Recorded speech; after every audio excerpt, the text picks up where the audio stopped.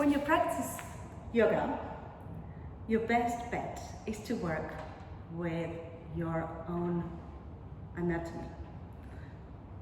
Your body will have certain proportions, and following these proportions and following what is available to you will give you the difference between enjoyment or suffering whilst you're doing your yoga class.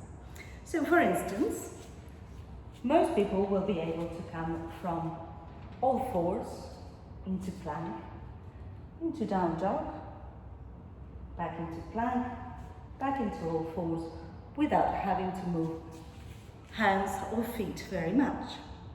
Try it out, see what happens for you. If you find that you're rearranging your hands and your feet, just question yourself, why might you be doing that? Is it necessary? Can you use your body in the way that is showing you it needs to be used? And when you do that, how do you feel? Let me know in the comments, and I hope you enjoy exploring your own anatomy and alignment. Namaste.